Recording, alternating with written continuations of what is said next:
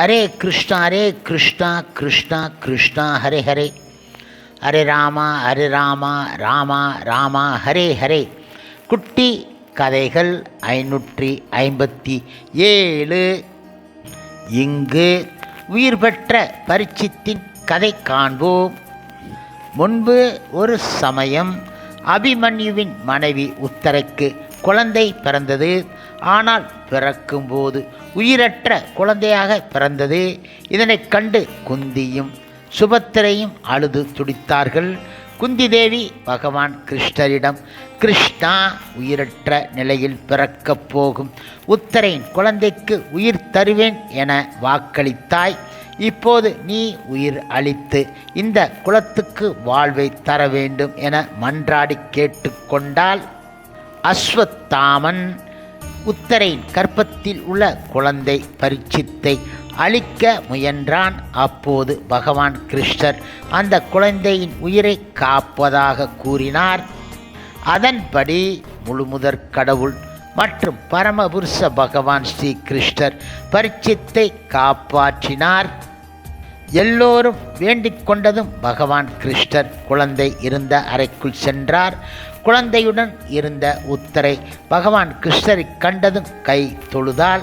குழந்தை உயிர் பிழைத்தால் தான் நானும் உயிரோடு வாழ்வேன் என கண்ணீர் விட்டு கதறினாள். பகவான் கிருஷ்ணரிடம் வேண்டிக் கொண்டாள், உத்தரை கண்ணீரை துடைத்துக்கொள், நான் என் வாக்கை காப்பாற்றவே வந்து இருக்கின்றேன் என்று உரைத்த பகவான் கிருஷ்ணர் மந்திரங்களை ஓதினார். சத்தியம் என்னிடம் நிலை பெற்று இருப்பது உண்மையானால், அர்ஜுனன் இடம் விரோதமின்றி நட்புடன் நான் பழகி இருப்பது உண்மையானால் என இவ்வாறு பலவிதங்களில் கூறி, இவையெல்லாம் உண்மையாயின் இந்த குழந்தை பிழைத்து எழட்டும் என கூறிய பகவான் கிருஷ்ணர் புனித நீரை அதன் மீது தெளித்தார். பின்பு குழந்தையை தடவினார். பகவான் ஸ்ரீ கிருஷ்ணரின் ஸ்பரிசம் பட்டதும் அந்த குழந்தையின் உடம்பில் இருந்து அஸ்வத்தாமன் எய்த அஸ்திரம் விடுபட்டு பிரம்மாவை அடைந்து விட்டது. குழந்தை உயிர் பெற்று அழுதது. பாண்டவ குலத்தின் சோதனை வேளையில் பரீட்சணம் பிறந்ததால் இந்த குழந்தைக்கு பகவான் கிருஷ்ணர் பரீட்சித்து என்ற திருநாமத்தை சூட்டினார். இது இப்படியாக இருக்கும் சமயம் அஸ்வமேத யாகத்தினை தொடங்கும் முன்பாக குதிரை அஸ்வம் ஒன்றை அலங்கரித்து அதனுடன் வீரன் ஒருவனையும் அனுப்புவார்கள். அவர்கள் போகும் வழியில் உள்ள நாட்டு மன்னர்களை வெல்லுவார்கள். இவ்வாறு அஸ்வத்துடன் அர்ஜுனன் சென்றபோது பப்புருவாகனன் என்ற மன்னன் அவனை வரவேற்றான். பப்புருவாகனன் அர்ஜுனன் மணந்து சித்திராங்கதையின் மைந்தன் ஆவான். சத்திரிய தர்மத்தின்படி அஸ்வத்துடன் வந்தவருடன் போர் புரிய வேண்டுமே அல்லாமல் பணிந்து வரவேற்பது முறை கிடையாது என அர்ஜுனன் கூறினான். ஆனால் தந்தையுடன் போர் புரிய பப்புருவாகனன் தயங்கினான். அர்ஜுனனை மணந்த நாகக்கன்னிகையான உலூபி அப்போது பூமியில் இருந்து தோன்றினாள். அவள் பப்புருவாகனிடம் போர் புரியுமாறு வலியுறுத்தினாள். உலூபி கூறிய பின்பு பப்புருவாகனன் தந்தையுடன் போரிட்டான். அர்ஜுனனுக்கு நிகரான வீரம் படைத்த பப்புருவாகனின் அஸ்திரத்தால் தாக்குண்ட அர்ஜுனன் மயங்கி விழுந்தான். பப்புருவாகனனோ அதிர்ச்சியால் கவலை அடைந்தான். இந்த காட்சிகளை கண்ட சித்திராங்கதை கணவனையும் மகனையும் தழுவிக்கொண்டு கதறினாள். உலுபியின் வார்த்தையை கேட்டதால் இந்த விபரீதம் விளைந்ததென குற்றம் சாட்டினாள். அப்போது உலுபி சஞ்சீவனம் என்ற ஒளி பொருந்திய மணியை கொணர்ந்து வந்தாள். பப்புருவாகனின் மயக்கத்தை தெளிவித்து மணியையும் அவனிடம் தந்து அர்ஜுனனின் மார்பில் வைக்குமாறு கூறினான். பப்புருவாகனும் அவ்வாறே செய்ய அர்ஜுனனும் மயக்கத்தில் இருந்து உயிர் பெற்று எழுந்தான். நடந்தது அனைத்தையும் கேட்டு அறிந்து கொண்டான். அப்போது உலுபி விளக்கினாள். சிகண்டியை முன்னிறுத்தி பீஷ்மரை அதர்ம வழியில் அர்ஜுனன் கொன்றதை அறிந்த வசுக்கள் அர்ஜுனன் நரகத்துக்கு போவான் என்றும் அவ்வாறு போகாமல் இருக்க மகனின் கையால் போரில் விழ வேண்டும் என்றும் கூறியதை உலுபி கேட்க நேர்ந்தது. அர்ஜுனனை நரகத்துக்கு போகாமல் காக்கவே பப்புருவாகனை போரிடுமாறு தூண்டினேன் என்றாள் உலூபி. அர்ஜுனன் பப்புருவாகனையும் அஸ்வமேத யாகத்துக்கு அழைத்தான். திக் விஜயத்தை தொடர்ந்தான். இது இப்படியாக இருக்கும் சமயம் மன்னரான தர்மபுத்திரர் முடி சூடிய பின்பு அஸ்வமேத யாகம் செய்யுமாறு வியாசர் கூறினார். அஸ்வமேத யாகம் முறைப்படி பற்பல வேத வித்துக்களால் சேவிக்கப்பட்டது. ஏழை எளியவருக்கும் அந்தணருக்கும் தானங்கள் கொடுக்கப்பட்டன. தேவர்களாலும் ரிஷிகளாலும் புகழப்பட்ட தர்மபுத்திரர் அரசவையிலே அமர்ந்து இருந்தார். அப்போது கீரி ஒன்று அங்கே ஓடி வந்தது. அதன் உடலின் ஒருபுறம் பொன்னிறம் பெற்று திகழ்ந்தது. கீரி தர்மபுத்தரை பார்த்து, இந்த தானமெல்லாம் பிடிமாவு தானத்துக்கு ஈடாகாது என்றது. சபையோர் கீரியிடம், பிடிமாவு தானத்தை யார் செய்தார்கள் என வியப்போடு கேட்டார்கள். கீரியும் அவர்களுக்கு விளக்கியது. குருச்சேத்திரத்திலே அந்தனர் ஒருவர் தமது மனைவி, மகன், மருமகள் இவர்களோடு வசித்து வந்தார். தினந்தோறும் பிட்சை பெற்று அதனை நால்வரும் பகிர்ந்து உண்பார்கள். மறுநாளைக்கென எதையும் சேமித்து வைக்க மாட்டார்கள். ஒரு நாள் அந்தனர் தமக்கு பிச்சையாக கிடைத்த தானியத்தை மனைவியிடம் தந்தார். அவள் அதை மாவாக்கினாள். பின்பு அவர்கள் நால்வரும் இறைவனை தொழுது பூஜித்து மாவை 4 பங்காக பிரித்தார்கள்.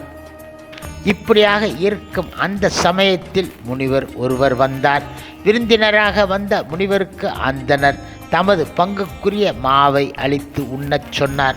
முனிவரும் உண்டார். அவர் போதும் என்று கூறாததால் அந்தணரின் மனைவி, பின்பு மகன், மருமகள் எல்லோரும் அவர் பங்கு மாவையும் முனிவருக்கு அளித்த பின்பே அவர் பசியாறினார், முகம் மலர்ந்தார். அந்தன குடும்பத்தினரின் மகிழ்வான உபசரிப்பால் மன நிறைவு உற்ற அவர், நான் தர்மதேவதை, தங்களை சோதிக்கவே வந்தேன். பசி வந்தால் தர்ம சிந்தனை அழியும், அறிவு அகன்றுவிடும் என கூறுவது உலக வழக்கு. ஆனால் உங்கள் விஷயத்தில் அது பொய்யாகிவிட்டது என்றார் அவர். பின்பு அவர்களை சொர்க்க உலகத்திற்கு அழைத்துச் சென்றார். அந்தணரின் இல்லத்தில் தரையில் சிதறி இருந்த மாவின் மீது கீரி தன் மேனியை புரட்டியதும் அந்த பகுதி பொன் நிறம் ஆயிற்று. இப்பொழுது மேனி முழுவதும் பொன்னிறம் பெற எங்கெங்கு யாகமும் தானமும் நடை பெறுகின்றதோ அங்கெல்லாம் சென்றும் அதன் உடம்பின் மீதி பகுதி பொன்னிறம் பெற கிடையாது. தர்ம புத்திரரின் அஸ்வமேத யாகத்தை கேள்வி உற்று வந்தது. அங்கு நடைபெற்ற தானத்தினால் அதன் உடல் பொன்னிறம் பெறவில்லை. ஆகையினாலே அஸ்வமேத யாகத்தை விடவும் பிடி மாவு தானமே பெரியதென கீரி கூறியது. பிடி மாவே இருந்தும் தாங்களாகவே முன்வந்து தானம் செய்தது பொன் நிகர்த்த அன்றோ என்றது. இது இப்படியாக இருக்கும் சமயம் வயோதிக பருவத்தை எய்திய திருதராஷ்டிரன் வனம் சென்று வாழ விரும்பினார். பாண்டவர்கள் தடுத்த போதும் அவர் மனம் மாறவில்லை. அவருடன் காந்தாரி, விதுரர் போன்றவர்களும் வனத்துக்கு சென்று விட்டார்கள். அவர்கள் வனம் சென்று சில காலம் ஆயிற்று. வனத்திலே எங்கனம் இருக்கின்றார்கள் என்பதை அறிவதற்காக அவர்களை காணச் சென்றார் தர்மபுத்திரர். திருதராஷ்டிரன், காந்தாரி என அனைவரின் நலனையும் விசாரித்தார். அங்கே விதுரர் கிடையாது. எனவே விதுரர் எங்கே என தர்மர் வினவினார்.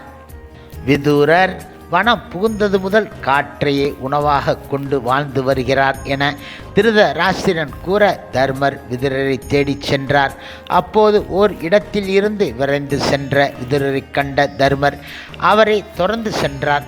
விதுரரை அழைத்தபடியே விரைந்தார். தர்மரின் குரலை கேட்டு விதுரர் நின்றார்.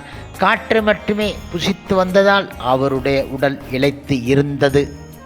விதுரர் மரத்தின் மீது சாய்ந்து நின்றார். அவர் உடல் தள்ளாடியது. தர்மர் அவர் அருகே வந்து கால்களில் விழுந்து வணங்கினார். தர்மர் எழுந்தார். இப்போது எதிரில் நின்ற விதுரரின் உயிரற்ற உடல் பூமியில் சரிந்து விழுந்தது. தர்மபுத்திரர் திருதராஷ்டிரருக்கும் பிறருக்கும் நடந்தவற்றை விவரித்தார். அப்போது அங்கே தோன்றிய வியாசர் நடந்த நிகழ்ச்சியின் பின்னணியை விளக்கினார். மாண்டவியர் என்ற ரிஷியின் சாபத்தினால் தர்ம தேவதை மனித உருவெடுத்து விதுரராக அவதரித்தை கூறினார். தர்மபுத்திரரும் தர்ம தேவதையின் அம்சமாக பிறந்தவர்தான். தர்மமே விதுரர், தர்மமே தர்மபுத்திரர். இவ்வாறு வியாசர் விளக்கியதும் அனைவரும் தர்மபுத்திரர் விதுரர் இருவரையும் போற்றினார்கள். ஹரே கிருஷ்ணா ஹரே கிருஷ்ணா கிருஷ்ணா கிருஷ்ணா ஹரே ஹரே. ஹரே ராமா ஹரே ராமா ராம ராமா ஹரே ஹரே. ஷில பிரபுபாதரின் சேவையில் இஸ்கான் பக்தர்கள்.